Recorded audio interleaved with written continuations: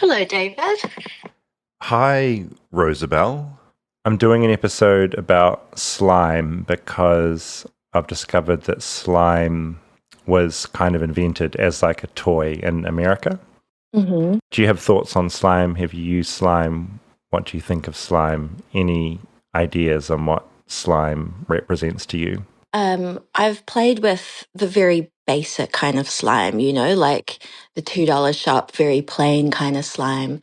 But I'm very slime curious, as you know, because slime's all over my TikTok. And I really like the more advanced slime where it's like, it looks like a meal and then it's slime. What is it about it that you like? Is it kind of an ASMR thing or is it a visual thing? What is it, do you think? I think the initial crack, some of the videos I sent you where they crack the initial sculpture and then it becomes slime is very satisfying, but it's not an ASMR thing for me. I think it's attractive because it's not dirty. Right, Like so it's not going to it's like not going to get into all your like under your nails or like mm. um it's not gritty or anything. It's like a very clean experience. Okay, so yes, slime for Rosabelle is a positive thing. Yeah, I feel like it will really nice in your hands when you're playing with it. I'm David Farrier, a New Zealander accidentally marooned in America, and I want to figure out what makes this country tick. Now, over the last year, my friend Rosabelle has sent me a lot of TikTok videos involving slime.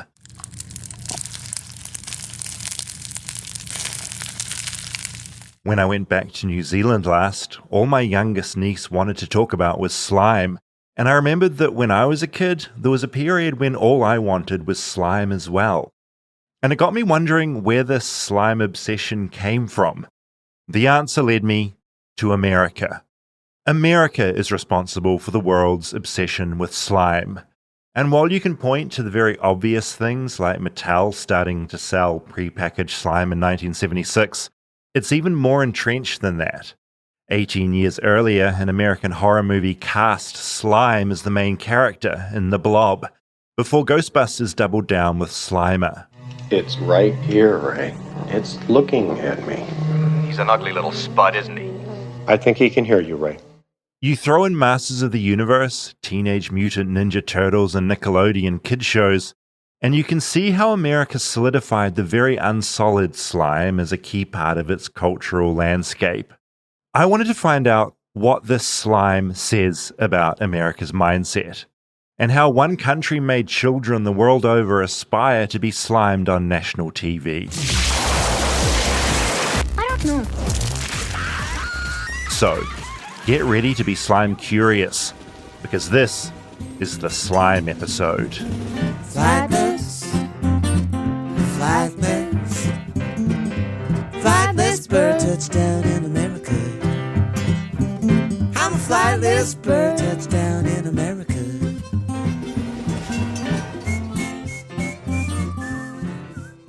So I think it's fair to say that tonally this episode is probably a bit lighter than the last couple of episodes we've done. Yeah, I think we decided let's throw something fun back in the mix. I like the idea of this show being a bit of a roller coaster. It has ups, it has downs. Really It's- goofy, stupid things. Yeah, too. this is although I think this does get a certain sort of intensity in this episode as well. Slime is a thing. What do you think of slime, Rob? I mean, I have a different relationship now with slime because I have children. You have children. Growing up, I like slime. I watched Nickelodeon. See, in New Zealand, we had a show which basically copied Nickelodeon called What Now? Mhm. And we had kids on that being slimed. And that was a thing. I think the slime on Nickelodeon was like a through line on all of the shows. Like they just have tubes all over their studios and fill of slime, and no matter where you're standing, you could get slimed. I think that's what I thought as a kid because there was a show, I think like Double Dare, they'd slime people when they were up at their contestants' table. It's one of those ideas you don't even think about it when you're not thinking about it. But just the idea of coming up with that concept that we're going to just dump slime on children and that will become this cultural movement that's in all these different shows and across an entire network. It's so unusual to me. Yeah. And then there was another show, Figure It Out, where it's always a punishment and like laugh at the person that was slimed. Yeah. Prank or punishment is really what's happening. And what about your kids? Are they into slime? Because my youngest niece loves slime. All she wants is slime. And that also made me think, yes, slime's always been there. It's never gone away. Yeah, we have a no slime rule in our house. What a killjoy. It's just too messy. Too messy. Yeah. So it does depend on the consistency of slime. You brought some slime in here, and I've got I feel some slime like in front of us. some of this is a little less messy. Yeah. But you get the like liquidy slime Oh, disgusting. is then got dye in it. Where did it, when in the house, like where was it getting stuck in the carpet and like, your kids' hair? Like what was happening? What was the problem? It's more like, getting in hair, clothing, Okay. fabric on the couch, staining the table, touching the walls with slime. Are you yourself slime curious at all? Or are you it seems like you're sort of an anti-slime guy as an adult. You're not out there seeking out slime to grab. Like when I bought this slime in today, you didn't immediately open it and start playing with it. No, I probably would though. I like putty. If it's more like putty texture and it's not gonna gunk and stick all over your hands, I like that. Get that white slime. I just want to see how you feel about it. It's not, don't panic. It's going to be a non-messy slime. It looks like you just brought a jar of your semen. It doesn't look particularly pleasant, but it's called, what's this stuff called on the side? It's OG slime. And this is, I believe, whipped sunblock. Okay, so just plunge your hands into that and just see how that how does that make you feel?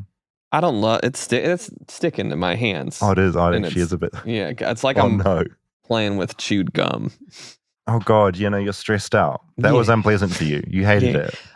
Yeah, but again, I think it's fully based on what's leaving residue on me. If I think that other one you have over there, the Elmer's Slow Moo. So this is Slumu is where our documentary is about to start. I made this slime. Oh, you made this. Great. How does that make you feel? This one's better. This one's stained up. On the carpet. Oh no, he's freaking out. Give it a sniff. Smell it as well. Oh, you picked the. I scented it. You picked the scent. I scented it. Yeah, I mean, this one's not sticking all over my hands. That's my slime. You love it. It's better. It's better than the other one you brought me. It's good. I can see the disgust on your face. Well, this slime I did make myself and I custom made it. And I think to explain how this even happened, let's get stuck into this documentary. Reminders of America's ongoing relationship with slime are never very far away. Driving to get some groceries, I passed a giant, slightly obnoxious pink building in West Hollywood called the Slumu Institute. First launched in New York in 2019, the Slumu Institute is marketed as the world's #1 slime experience. It was founded by a guy in his early 20s called Chase, who now makes about 35,000 gallons of slime a year. Then people like me drive by, and we pay to go inside to see all of Chase's slime. Thank you, Emmy, for this tour. Where are we standing right now? Right now, we're standing at our vats area where you could feel different types of textures of slime. It's not just one type of slime, okay? We have several. So you want to feel this one? This one is a butter slime. I'm standing in a large white room that feels very Clockwork Orangey. Emmy has agreed to show me around, and we're surrounded by these large vats of slime. Pink, green, purple. It's a slime rainbow in here. This is our cloud slime. You see how it feels like a cloud? And here I am on a Tuesday morning, plunging my hand deep inside. How are you maintaining this? Are you making this every day? Is it being recycled? How does it work? We have a production team off-site, and they make slime every single day for us. Yeah. And how have people been responding to it that you see coming through here? Like, are you seeing kids, adults, a mix? Who is coming through the door? You know, I'm really surprised. I see some adults, even teenagers, coming on dates. They want to do something fun and silly. Emmy takes me around the building, a variety of slime experiences on hand. There's a slime pit you can go walking in about the size of 5 bathtubs. I dip my footsies in, and it almost feels better than that time that possum licked my toes. Okay, so I'm stepping into the slime pit. Oh, it feels amazing. Yeah, that feels incredible. As well as feeling all this pre-made slime with your various digits, you can also make your own slime, choosing the texture, the color, and the smell. Chocolate brownies. Chocolate brownies. Definitely chocolate brownie. I made a small pot of slime that had the texture of soft butter, the smell of chocolate brownie, and the color of toxic waste. It's always been this big. I remember when I was in elementary school, I would make slime in class. It slowly went away for a little bit, but now it's becoming big because of TikTok. What do you think it is? What's your theory on why humans are attracted to slime so much? Sensory play. You know, sometimes when you're stressed out, you just need to play with something and just feel something.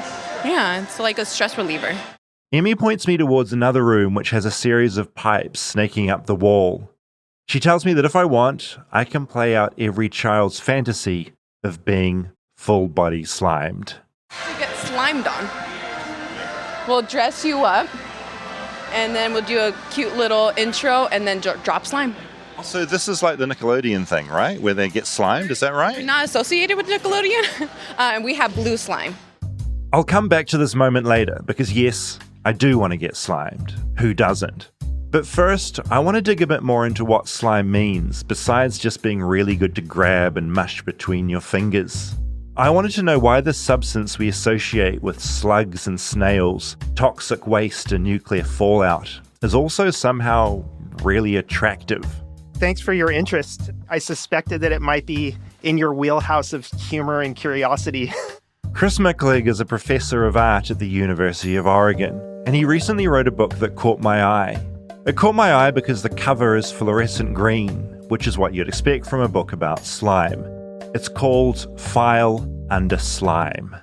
When did you become obsessed with slime? Because I believe your book was birthed from a lecture that you gave. But even to give a lecture on slime, that must have been bubbling away for quite a while. Yeah, that's a great question. I think in some ways it just has to do with my own experience with it. I was born in 76, so I was a kid who was interested in toys and games and television and comics right at the time where slime was a featured part of everything that was being produced. If toys weren't being made to incorporate slime, they were being redesigned so that slime could be incorporated into them. Every villain, every cartoon, everything that was being produced seemed to try to incorporate slime because it was just, I think, so appealing to kids at this base level. So anyway, fast forward several decades later, I just returned to it for that lecture kind of to be funny. I wanted to present a lecture that presented a topic that seemed to be non-serious, but really try to take it seriously. And I found that it was an endless topic. When you think about it, slime as a toy is really weird. Because when you think about most toys, they're solid plastic and they're made to look like a thing. It'll be a transformer, or a Lego piece, or a dinosaur. Slime, on the other hand, is a synthetic polymer that serves no purpose except to be slime. It's got no moving parts, no form, no face, no legs. Slime's only quality, and it does it very, very well, is to be slimy.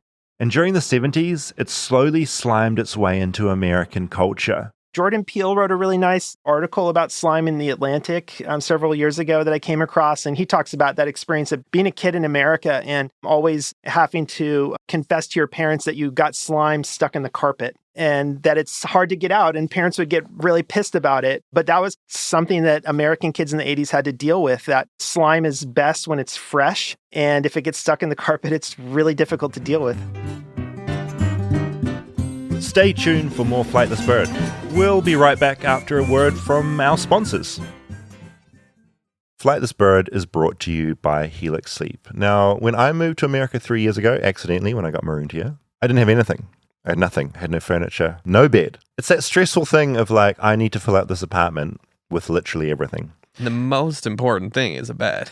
You need to sleep on a thing. You got to sleep or you actually die. Very conveniently, we had this podcast and Helix Sleep gave me a mattress. And I've been sleeping on it ever since, and my sleep has been a 10 out of 10. And so if you want a mattress to turn up to your front door after taking a short quiz online, matches to your body and your sleep preferences, then go to helixsleep.com. Your back was kind of a mess when you came here from New Zealand.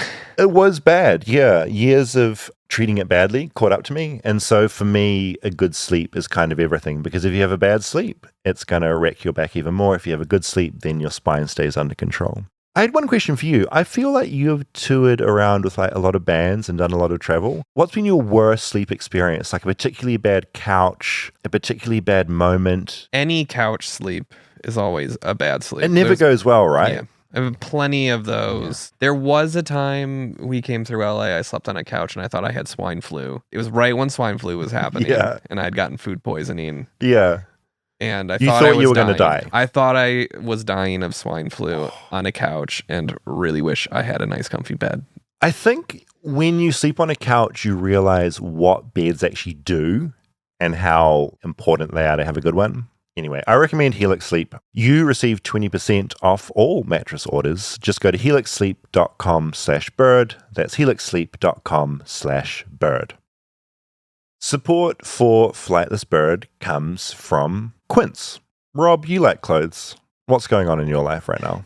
I like clothes, and I like when it starts to get a little cooler in LA because then you're not stuck wearing the same t-shirts and shorts and flip-flops that you normally wear. I love being able to wear a sweater and have a few more options in my wardrobe. We both love a long sleeve shirt. We both love too. a long sleeve, and that's something that Quince can provide. Quince offers affordable, high-quality essentials for any wardrobe. That includes seasonal must-haves like Mongolian cashmere sweaters from $60 and comfortable pants for any occasion. Quince only works with factories that use safe, ethical, and responsible manufacturing practices along with premium fabrics and finishes, and they partner with them directly, cutting out the costs of the middleman and passing the savings directly on to you. That means that Quince items, and I like this, they're priced 50 to 80% less than similar brands. So that means you can update your look without breaking the bank. And yeah, I left a bunch of my clothes back in New Zealand, and Quince has been quite handy for like topping up the wardrobe as the seasons change. Yeah, and they look like luxury items,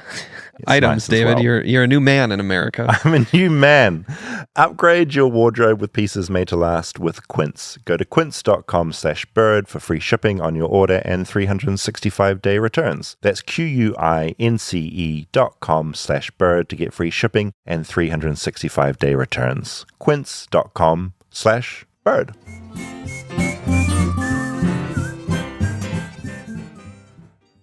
So far, we've talked about slime as a toy, a things kids play with. But if you start to widen out your point of view, Chris says you see slime across other parts of American pop culture. It's everywhere. Forgive me if I've got this completely wrong, but am I correct in thinking that in a pop cultural sense, America really brought the idea of slime into the mainstream through The Blob, that 50s horror that became so iconic? That brought slime to the forefront. Is that fair? Absolutely. That film, it was a early horror film. Steve McQueen starred in it. It's a mostly teenage cast of characters, and it has so many themes in it that really connect with or establish themes that then repeat in those types of sci-fi/horror films.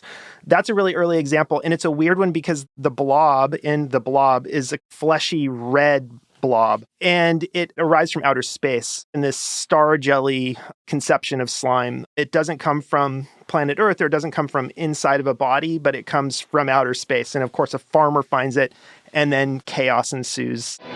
This town is in danger. How can it be stopped? Mob hysteria sweeps one city. Before long, the nation, and then the world could fall before the blood-curdling threat of The Blob. Starring Steve McQueen and a cast of exciting young people. There's a million essays about the meaning behind The Blob, but the general consensus is that The Blob, in all its red, gory glory, represented the danger of communism, something America feared then, and from what I can tell, still fears currently in 2024. One of my favorite details of that film is that they defeat the blob in the end by freezing it with a fire extinguisher, and then they airdrop it using a C-130 military aircraft into the Arctic. And I think the last thing that's said in the movie is, well, it'll stay there forever, ... unless the ice caps melt, which is such a funny idea because it was unthinkable at the time. And now, of course, that's something that we very acutely are experiencing. So we can imagine The Blob Part 2, maybe. When you start looking, you see slime throughout a lot of American sci-fi and horror. H.P. Lovecraft loved slime. His story At the Mountains of Madness featured a lot of translucent goo. I recently rewatched Poltergeist, and there's a lot of slime in that movie too.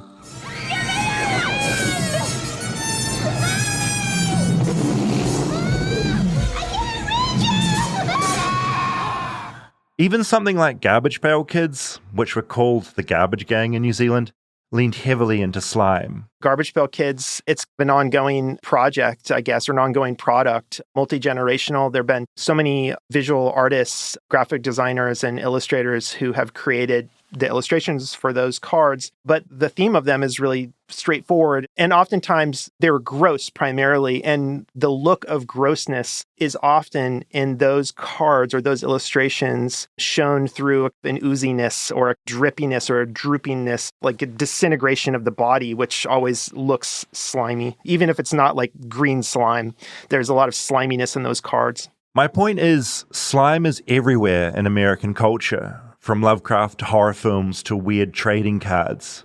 But nowhere was it more apparent than on Nickelodeon Kids TV. Not only did it present slime to American children, it drenched them in it.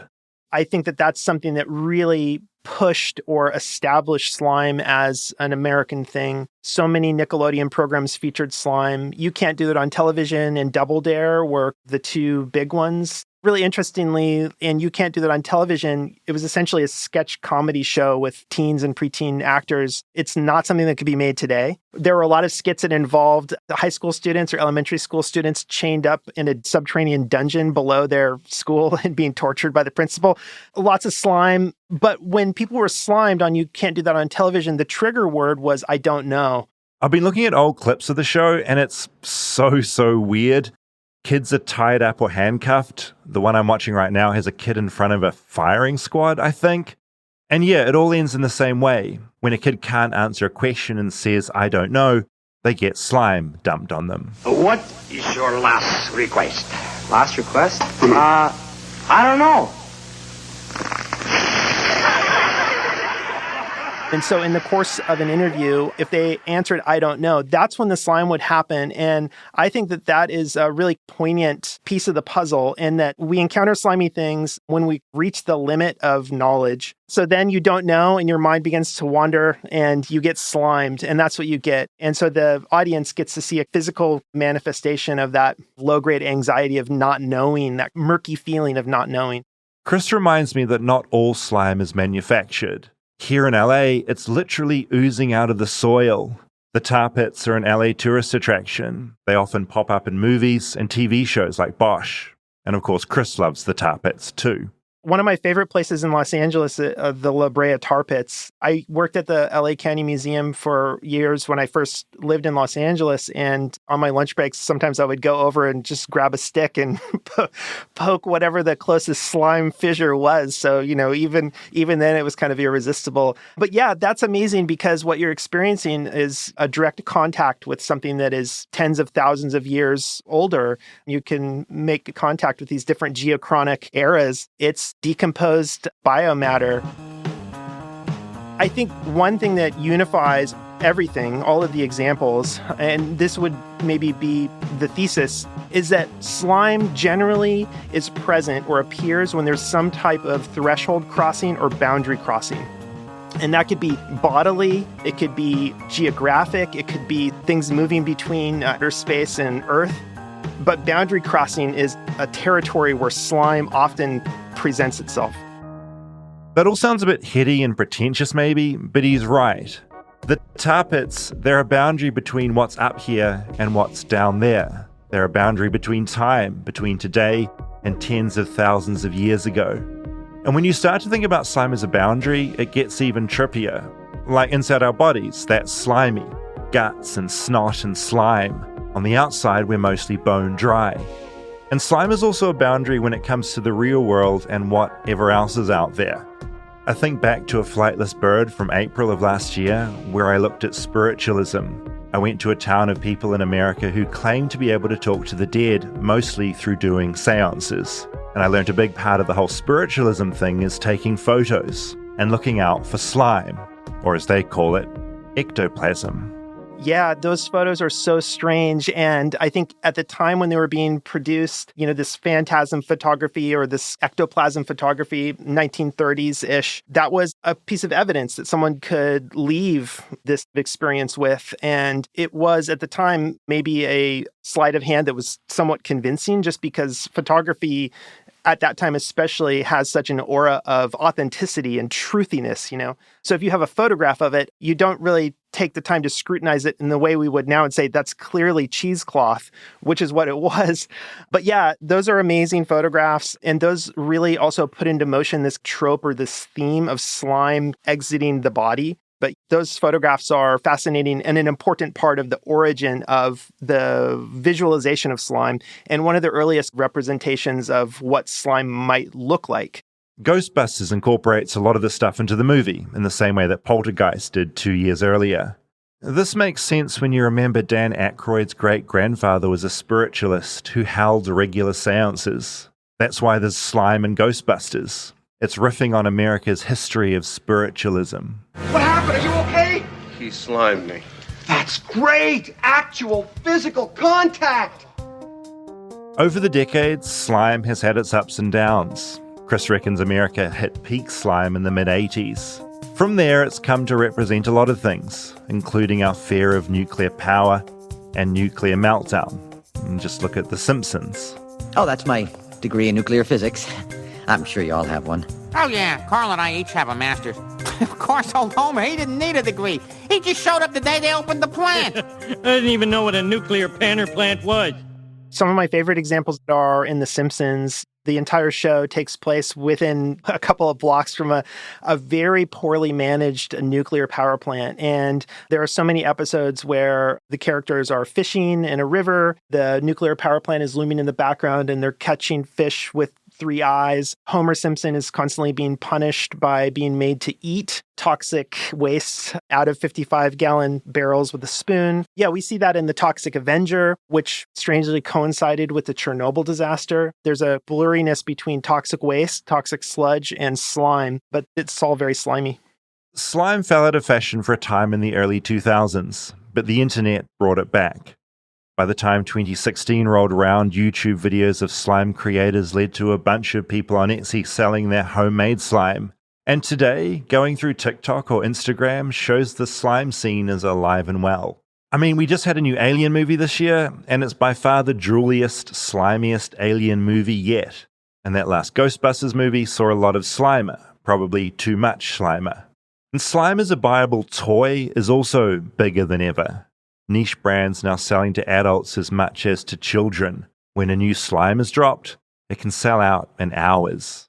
What is particularly American about it? There's something about capitalism, merchandising of a trend. How do you capitalize on something that is suddenly popular within the American zeitgeist? And I think that American culture is particularly good at that. Taking something that someone is interested in and saying, here now are 10,000 different iterations of that thing you mentioned that you like. So there's something overwhelming about it. If you were to describe it as a personality quality, I would say there's something slimy about capitalizing on someone's interest. But that has happened in a really specific way since the 80s in America.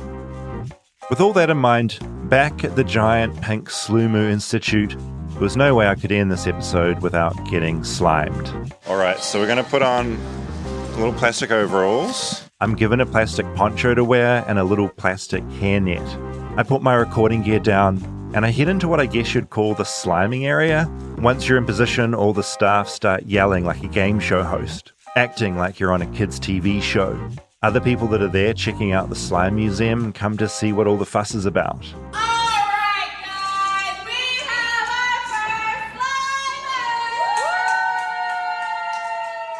And they find me, a tall, gangly man in a poncho and a hairnet, waiting to get slimed.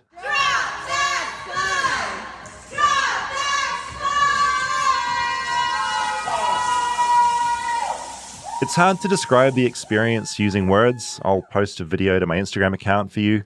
Rosabelle is very excited about that. Did you get it on video? I got it on video, yeah. Wow. It was wet and slimy and disgusting, like God had blown his giant nose all over me.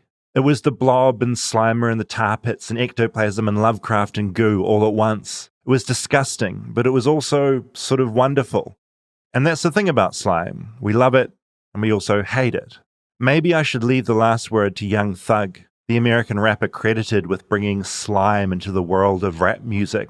This year, Young Thug's been standing trial in a very long racketeering case. where the topic of slime and its meaning has been raised in court. No, I'm not making that up. So here's Young Thug on his track Slime Shit from his album Slime Season. Slime or get slimed, he raps. And frankly, after my experience, I tend to agree with him. I done put a whole slime on a list. Slime or get slime. Maniac don't have a mind. These niggas be bitches, a lot of them snitching, a lot of them dropping them down. I come to the point of my life that I just want one of my wives. I think that I want it. Stay tuned for more Flightless Bird. We'll be right back after a word from our sponsors. Flightless Bird is brought to you by Rocket Money. Now, since arriving in America, the number of subscriptions I have has gone way, way up. I try to keep up with TV and movies and pop culture, and so I end up on every streaming service known to man. Then I forget I have them, I stop watching them, and the money keeps leaving my account. I'm sick of it, and you're probably sick of it. And Rocket Money can help you by finding subscriptions you've forgotten about or even maybe paid for twice. They can find it, and they can cancel it for you. And if your subscription costs have gone up, Rocket Money can tell you. The simple fact is, managing finances can feel really complicated and time-consuming, but it doesn't have to be. Rocket Money simplifies everything, making it easy to see exactly what's happening with your finances, track your spending, and give you full control over it, right from your phone. Rocket Money is a personal finance app that helps find and cancel your unwanted subscriptions, monitors your spending, and helps lower your bills so you can grow your savings. You can see all your subscriptions in one place and know exactly where your money's going. For any you don't want anymore, Rocket Money can help you cancel them with just a few taps. And Rocket Money's dashboard gives you a very clear view of your expenses across all of your accounts. The new goals feature also automatically saves money for you without you having to think about it. Whether your goal is to pay off credit card debt, put away money for a house, or just build your savings, Rocket Money makes it easy. And it'll even try to negotiate lower bills for you, sometimes by up to 20%. They automatically scan your bills and find opportunities to save. Then you can ask them to negotiate for you. They'll deal with the customer service. Rocket Money has over 5 million users and has saved a total of $500 million in cancelled subscriptions, saving members up to $740 a year when using all of the app's features. Stop wasting money on things you don't use. Cancel your unwanted subscriptions by going to rocketmoney.com/bird. That's rocketmoney.com/bird. rocketmoney.com/bird.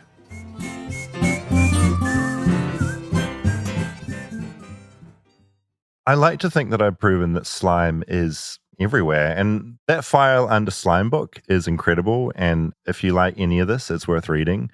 But I like to think that after listening to this, you'll go out into the world and you will just see and think about slime way more than you were before. Because once you notice it, it is everywhere. Or it's just frequency illusion. There's that. No, but it's like... I mean, yeah. You gave a lot of examples of it being in pop culture. Just quickly, we ended on Young Thug, who is an artist I don't know a lot about. I'm incredibly white. But that trial is kind of insane. I'm just reading from a news article here.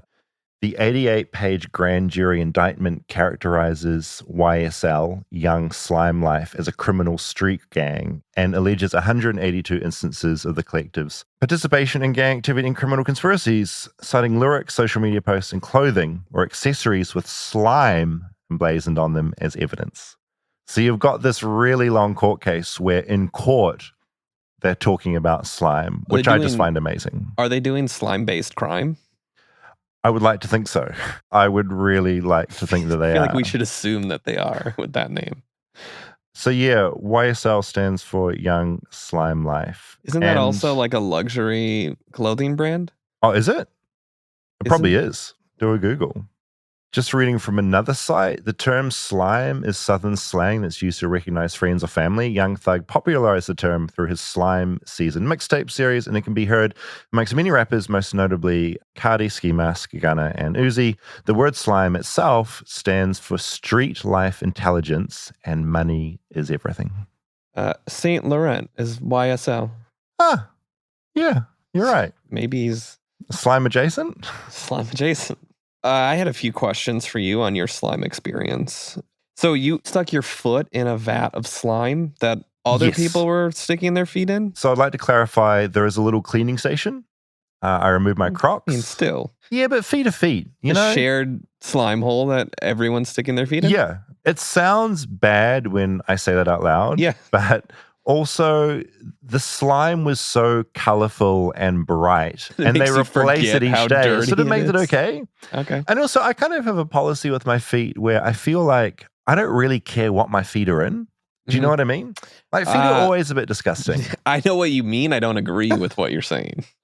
I'm not saying, I mean, you got to clean the feet. Sure. Like, I wouldn't thrust my face into that shared slime bit, but the feet seemed okay somewhere. And it felt so good just sort of wading through this pit of slime. I mean, that sounds like it would feel good if it was your own vat of slime that Not other people weren't shared also with sticking their feet other in. thousands of people from Los Angeles. Yeah. Do you get a lot of foot diseases, rashes, fungi? I've only ever had, do you call it athlete's foot here? We call it in New Zealand. I've only had that once in my life. Okay. I've got very clean feet. I clean the feet, don't get me wrong. And since that slime pit, no problems. Did you get slime in your hair when you got slime? You said you had a hairnet. I had a hairnet on. You basically put a little poncho on. There's a hairnet. You're sealed in. Okay. So it's not like it's dripping all over your body, but the sensation of slime, a lot of slime being dropped on you from above, was a really amazing feeling, and it sounded amazing. Is it optional to wear coverings? That's actually a really good question. I didn't say because I didn't want to get. Yeah, you didn't want to ruin I'm it. pretty confident they don't have changing rooms or anything or showers. So I'm pretty confident you can't just go in there. You can't strip off naked in there and get slime drop. But- It's not a possibility.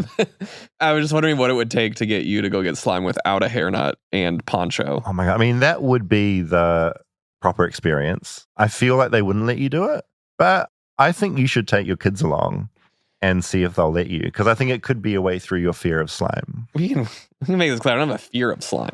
I have a cleanliness issue with slime getting slime elsewhere. Yeah, you are a clean I man. feel better about. Like, Yeah. it's not my house that's got slime. Bring it on. I also wanted to note that, and Chris talks a lot about this in his book, but like skate culture, which is actually another topic I need to get into at some point. Mm-hmm. But skate culture used a lot of slimy iconography and colors and a lot of their design as well. So slime got into skate culture a lot. And I mean, that's the thing about seeing slime everywhere. Do you remember when Apple released the iMac and it was like this curvy, bright pink color? Yeah. That's all kind of like a slime aesthetic. Oh, you're right? making that jump? Oh, yeah, I'm making that jump. yeah. The iMac was slime adjacent. And then the other thing America loves, oil slimy. And I think of 89, the Exxon Valdez oil spill, oil everywhere, slimy. That's more American slime out there. People loved that. People adored that so much. So yeah, America and slime, once you start looking, everywhere. MGMT has a video called Bubblegum Dog. It results at the end of them all getting slimed in the face. Yeah, I mean, I get the resurgence of the sensory aspect of it. And like the ASMR videos that have taken over the internet. And I get stuck watching those videos where they like crush things. Oh, those are good. And then they ooze out everywhere. Those are good. I don't want to admit how often I'll watch that. But isn't it amazing that some of the things that are getting crushed, you physically feel awful, and then other things when they get crushed, you feel just like great pleasure. Yeah, like when the Skittles explode. Oh, that's great. When you were a kid, did you ever do the thing where you take Elmer's glue? No. And put it on your hands No. and let it dry and then peel it off? Oh, that sounds like a joke. I didn't even know what Elmer's glue is. That's the brand that's on your Slumu. Oh, that's like a slime. It's a children's glue. Okay, why would you stick your hands together just to see what it felt like? I wouldn't stick them together. I think I was just bored in class or at home. You'd put it on your hands and you'd have like an extra layer of skin on your hands that you could peel off. And I think just the act of going from dirty to clean was a sensory thing that I enjoyed very much. Yeah, that's a slime adjacent bit of enjoyment from your childhood. I like that. Other thing, slime in general feels like it is somehow connected to the sexual repression of America as well. Yeah, I do wonder about that because especially with some of the recent allegations about some of the Nickelodeon execs and what they put kids through, there is this weird element of those shows. And as Chris said, like you wouldn't do this on TV today. Yeah. You're watching kids just get slime to the face and stuff. And it is like, there is this very weird sort of sexual undertone to some of that stuff. Do you know what I mean? Or do I sound like a crazy person? I get what you mean. I don't really want to explore that. Oh no, neither do much. I don't want to think about it at all. But it's like there is this weird element of slime having this weird sexual element to it. Yeah. So there's slimy substances out there. I mean, you watch a bit of pornography, chances are you're going to see some slime spurging out over something. Not that I would know. Goop as well. Not that you. I wouldn't know. Goop is another thing. Gwyneth Paltrow, a lot of her top-selling products involve slime, putting slime on the face, kind of like health-based things. I didn't realize it was goopy-based products. Snail slime masks, that kind of thing. There's a couple of other bits of media I'd really recommend that I came across while I was researching this. There's an article that you can Google. I love Googling, called Creatures That Don't Conform by Lucy Jones. And it's basically about something called slime mold. And that is kind of like fungi adjacent, but it's everywhere on the microscopic level. And it's just about this hidden world that we live alongside that is very slimy. And there's also a book called A Natural History of Slime by this German science writer. And it's just about slime in the natural world and how kind of our relationship with it and why when we see a snail trail of slime, we're kind of like repulsed by it. Repulsed by that. Yeah. So she kind of gets into that side of thing. All right. Wait. So it's not just me that's repulsed by slime. It's a thing. It's an evolutionary. It's a reaction thing. we have. We fear it because it's inside of us. Like snotty, when you, boogery. Yeah. Like, that's you don't slime. want to see that stuff. And it reminds you that we are this biological creature that's full of disgusting goo. And we're covered in skin and we're dry and that's great. But the second you start thinking about like what's underneath and like in the body, it becomes like fearful and gross. And if you're seeing that stuff, either something's gone wrong or it's a very like intimate situation. So it's confronting the disgusting nature of us Of humans. being alive. You're like, we are all slimy, horrible, slimy creatures, but we try and forget about that completely. And we're covered up with skin, thank God. Like if we didn't have skin on, disgusting. Horrible. Thank God. You make a great point. There's also a short film called A Brief History of Slime, and that's worth Googling because it just takes you through visually where slime is in American culture. I love that short film. Any other questions from our journey into slime? Any other emotions before we get into feedback? No, I was mostly grossed out when he said slime fissure as well. That was it's quite a word, isn't it? It's quite a term. Pretty awful phrase. When was the last time you were down at the Tar Pits? Is that some place you take your kids and stuff? I've only been there once. We've taken Calvin there once or twice. It's been a bit. What did he think? It's cool. I mean, tar and slime aren't in the same bucket in my mind for some reason. Different things. Slime feels too man-made, like a goopy toy, than tar. You've got a distinction there. That's fair. Yeah. So I'd recommend Firelander Slime. It's a great book. It's also been designed by a graphic designer, so it looks very pretty and great coffee table book, in my opinion. Okay, so with all this talk of slime, we want to try something new. I guess essentially we want to spread around that this podcast even exists. And so occasionally I'm going to ask you to try doing some things. And this week, what we'd really like you to do is to film yourself sliming someone, much like me cracking an egg on Roosevelt's head, but maybe not that intense. But if you have some slime. I mean, there's not really a non-intense. Yeah, we're asking people to slime their friend, their kids, a spouse. Slime someone, film it, and upload it on whatever platform you use, and just hashtag it Flightless Bird. And if we like a video and we love it, we're going to pick a couple. And this is another exciting thing. We have Flightless Bird merch that we're going to be releasing soon, but we're going to use them as prizes. And if your video of sliming a friend, a loved one, a spouse piques our interest, we will send you a shirt and a pin. I like that you separated loved one and spouse in your list of relationships. Freudian slip. Yeah, they're separate things. We've got a really cool design. It is cool. I got my friend in New Zealand to design 2 t-shirt designs. They look great, and we would love to send them to you. So yeah, film yourself sliming somebody and hashtag it We're going to pick a couple that we love the most and we'll send you out shirts. Now, feedback. There's a lot of feedback, which is probably what you'd expect after an episode on capital punishment. So obviously there has been a horrific Hurricane Milton that's ripped through Florida. And I thought one of the interesting headlines that came out of that was prison related. And that's the fact that several counties in Florida refused to evacuate incarcerated people from jails and prisons. So as most people were fleeing, as you'll often find in America during huge storms, prisoners are last priority, which is just something I think is worth noting. There are more than 21,000 people incarcerated in jails and prisons located in counties subject to those evacuation orders. And yeah, that is horrific. Yeah. A couple of people wrote in about a new case that's in front of the courts of a guy called Richard Glossip. He's in Oklahoma, which is where we did that storm chasing episode last year.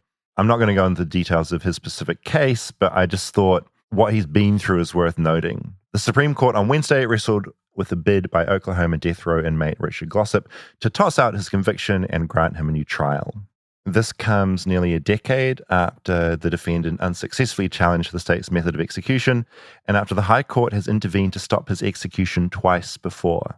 He's faced 9 execution dates. Jeez. He's 61. And this is what really got me. He's eaten his last meal 3 times. I can't imagine what that stress level, over that trauma of going through that over and over and over and over again. It's beyond to me. Yeah. And the idea of, I mean, it sounds so fickle putting it like this, but like I can't eat when I'm nervous or worried. And the idea of just your last meal 3 times, I just think is a very striking image. So feedback comes in from a few different places. People post on Instagram, people DM me. Some people are talking over on my newsletter Webworm. So these kind of all flow in from different places. But Joe over on Webworm said, as horrible as murdering an innocent man is, guilt or innocence doesn't factor into it for me. We as a society shouldn't kill people, full stop. It reminds me of something someone said about conservatism once. Conservatism consists of exactly one proposition. To wit, there must be in-groups whom the law protects but does not bind, alongside out-groups whom the law binds but does not protect. I'd never heard that line before, but I thought it was a good one. Jonathan wrote in, as a lifelong, I struggle with this word, Wisconsinite. From Wisconsinite? Wisconsinite. Yeah. He says, we were the first state to entirely abolish the death penalty for crimes back in 1853, and I don't understand it any more than you do. St. Louis is a short 5-hour drive from my house, but on Tuesday it might as well have been 5 days or 5 weeks. I suspect capital punishment has always been rooted in our country's obsession with Christianity. I feel like I should have a better understanding having grown up in a conservative Christian household, but even then, as far right as I was in high school, the death penalty always seemed incredibly wrong. Someone also pointed out something that I sort of mentioned in passing in the episode, just around the cost impact, that it's so much cheaper to keep someone locked up for their life instead of murdering them. I think some people assume it's so much cheaper just to kill someone. Yeah. Yeah, I mean, that was what the guy that lived nearby, I think, said. A lot of people think that, and it's like, no.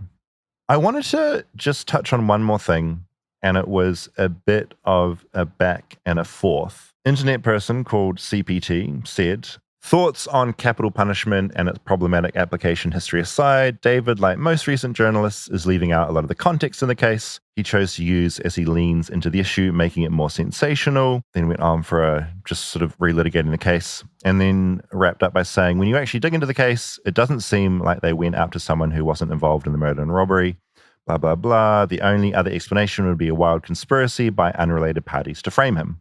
So a lot of people did write in, they'd gone on, they looked at the case. They got annoyed at people in the episode saying he was innocent. Well, innocence aside, the larger part of that conversation was the idea of discarding someone because they are not able to change.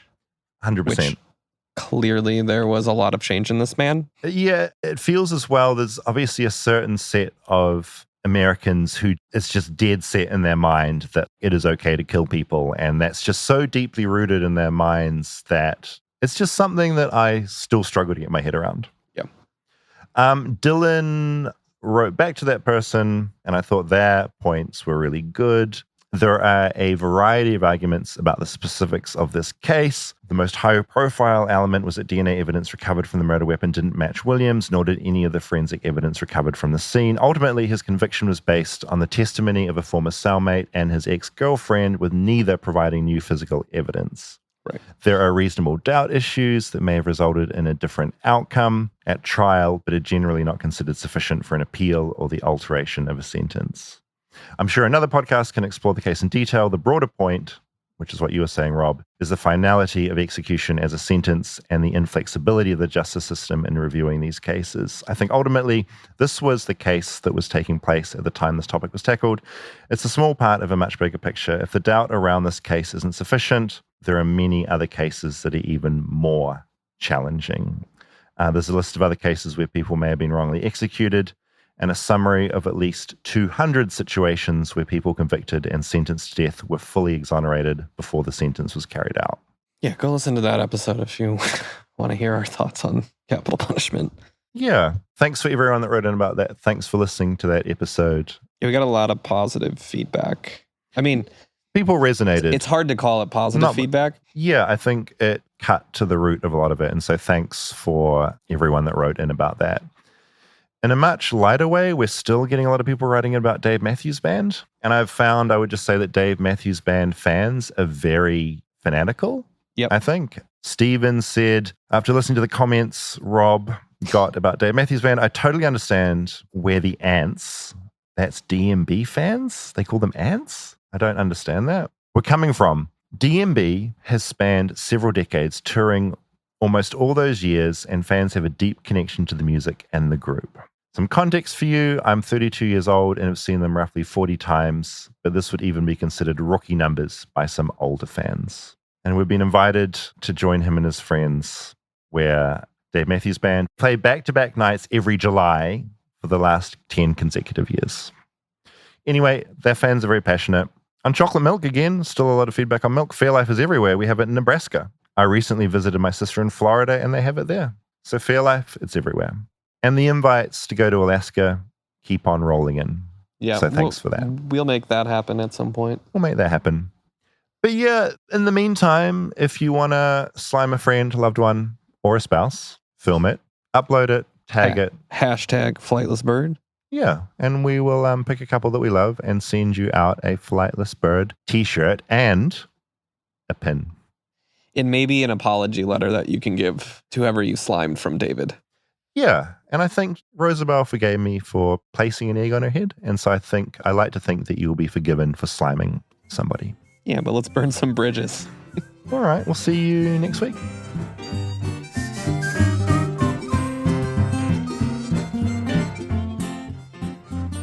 Do you know what slime is?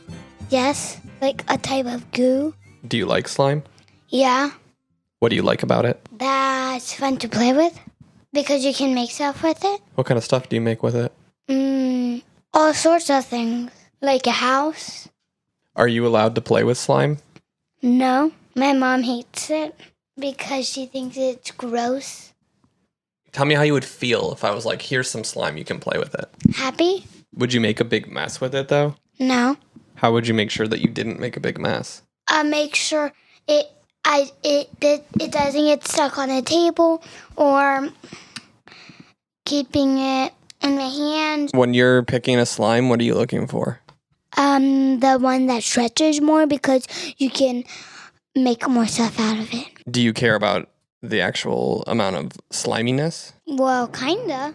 It can stick to you if you like it, and you can take it off very easily also.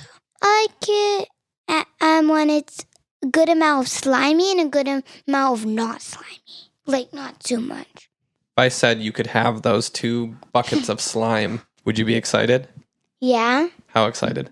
10 out of 1, I'd be like 9. If you give me a really good like and subscribe, I'll give you one of those buckets. Like and subscribe. Subscribe. Vinny, come here. What'd you ask for? Come here. A slime.